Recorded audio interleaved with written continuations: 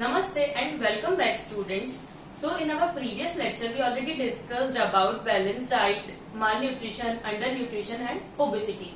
Now we are going to discuss about the deficiency disease. Okay, if we talk about what are deficiency disease, so deficiency disease are lack of one or more nutrients in your diet. Suppose that अगर आप diet ले रहे हैं लेकिन उसमें क्या है कि किसी भी एक या एक से ज्यादा न्यूट्रिएंट की deficiency means कमी, that leads to or that called deficiency disorder or deficiency disease. It also known by the name nutritional disorder means वही बात जो अभी हमने की थी कि एक से ज्यादा न्यूट्रिएंट्स की कमी, that is called the nutritional disorder or deficiency disease. Okay, if we talk about a deficiency disease are non-communicable. Beta, what do you mean by non-communicable? If we talk about non-communicable and communicable diseases are, communicable disease वो होती हैं जो touch से फैले, ठीक है, जैसे corona.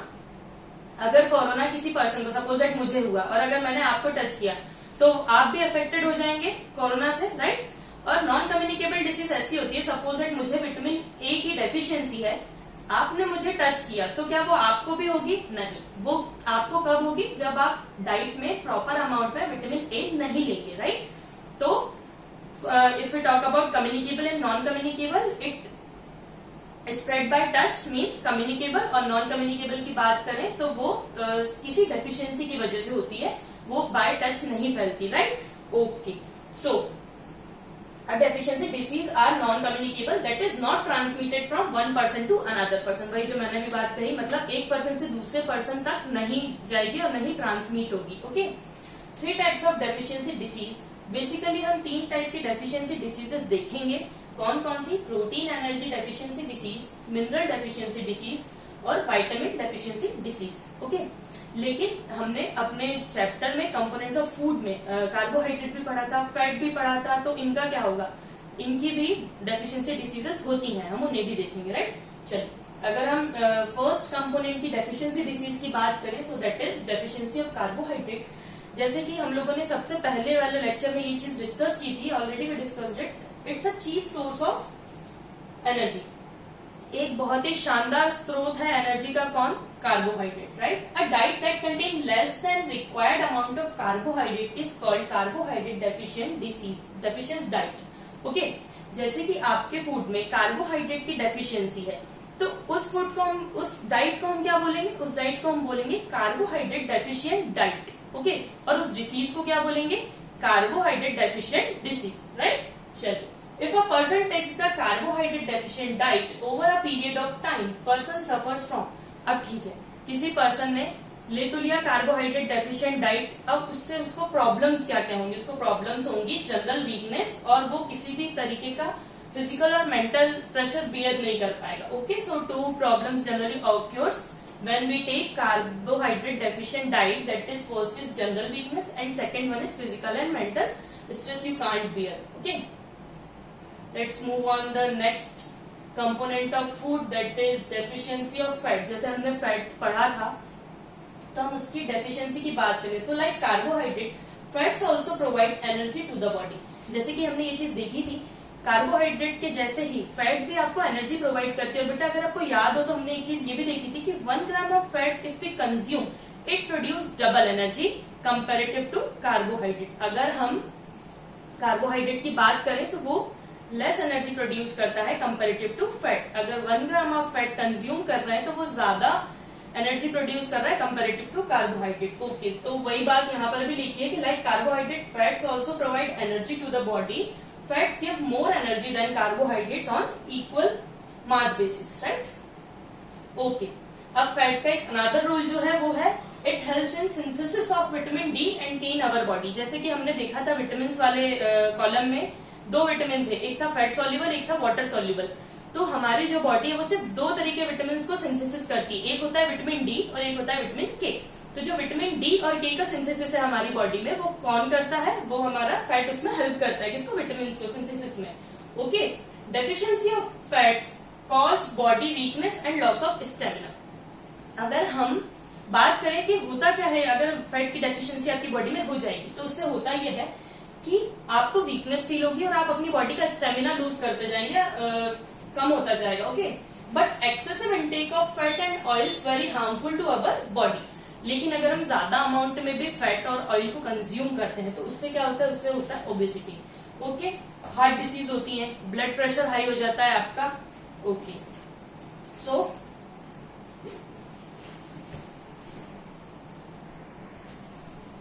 Now if we see the next component deficiency that is protein, जो हमने डिस्कस किया था हमारे लेक्चर में, प्रोटीन भी एक कंपोनेंट है फूड का। तो अगर हम उसकी डेफिशिएंसी की बात करें तो वो क्या है, देखिए, protein required by our body to form new cells and tissues and it also helps to repair damage ones. अगर हम प्रोटीन की बात करते हैं तो हमारी बॉडी की न्यू सेल्स और न्यू टिश्यूज को फॉर्म करने में कौन हेल्प करता है, प्रोटीन हेल्प करता है। ये हम पहले भी डिस्कस कर चुके हैं, राइट। और जो हमारी बॉडी में डैमेज सेल्स की रिपेयरिंग होती है वो भी कौन करता है, प्रोटीन करता है। Okay, it helps in body growth, और हमारी बॉडी की ग्रोथ में भी प्रोटीन बहुत काम आता है। ठीक है, इसलिए डॉक्टर रेकमेंड्स यू कि जो ग्रोइंग एज वाले बच्चे रहते हैं उन्हें प्रोटीन डाइट में सबसे ज्यादा लेना चाहिए। ओके, क्योंकि ये बॉडी ग्रोथ में हेल्प करता है। Protein deficiency leads to malnutrition in childrens. अब अगर हम प्रोटीन डेफिशिएंसी की बात करें तो वो क्या करती है, बेसिकली वो चिल्ड्रंस में होता है। ओके, माल न्यूट्रिशन वाला प्रॉब्लम, प्रोटीन एनर्जी माल न्यूट्रिशन। अब अगर हम प्रोटीन की बेसिकली जो माल न्यूट्रिशन वाली डिसीज है वो अगर देखते हैं तो protein energy malnutrition, these are of two types. ये स्पेशली बच्चों में ही होती है और ये दो टाइप की होती है, एक होता है क्वाशियोरकर होता है और एक होता है मरासमस। ओके, अगर हम क्वाशियोरकर की बात करें तो kwashiorkor is caused by deficiency of protein and carbohydrate in diet.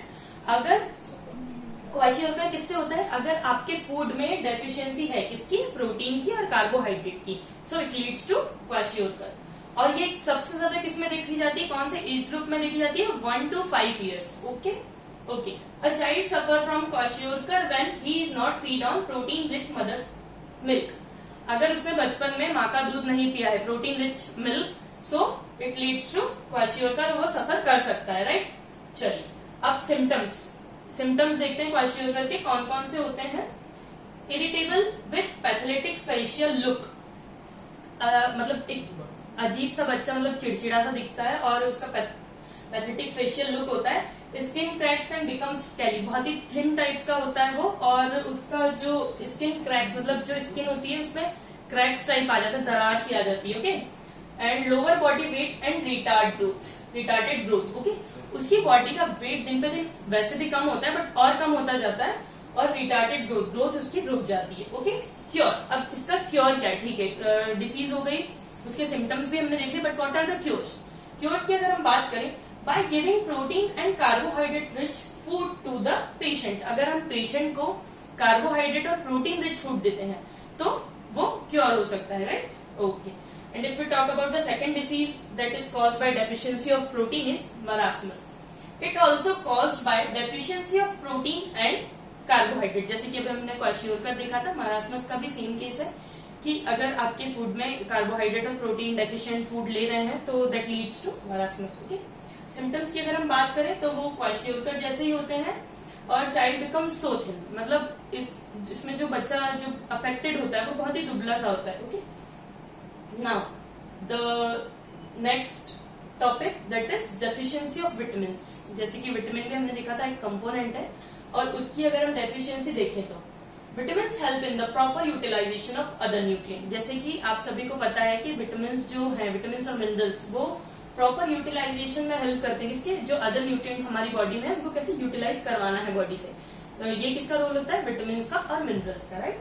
Our body can make only 2 vitamin, vitamin D and vitamin के। ये हमने पहले भी बात कर चुके हैं कि हमारी बॉडी से 2 विटामिन सिंथेसिस करती है, एक डी और एक K, right. The disease caused by the deficiency of vitamin are called vitamin deficiency disease. जैसे कि अभी हम सारी डेफिनेशन देखते हुए आ रहे हैं, तो वही चीज है कि जो विटामिन डेफिशिएंसी की वजह से डिसीज होती है उसे बोलते हैं विटामिन डेफिशिएंसी डिसीज। ओके, देखिए बेटा, अभी एक छोटा सा आपको टेबल दिया हुआ है, इसमें विटामिन डेफिशिएंसी डिसीज मतलब कौन से विटामिन से कौन सी डिसीज होती है, आपको आपकी बुक में भी मिल जाएगा, बट आप इसमें भी देखिए।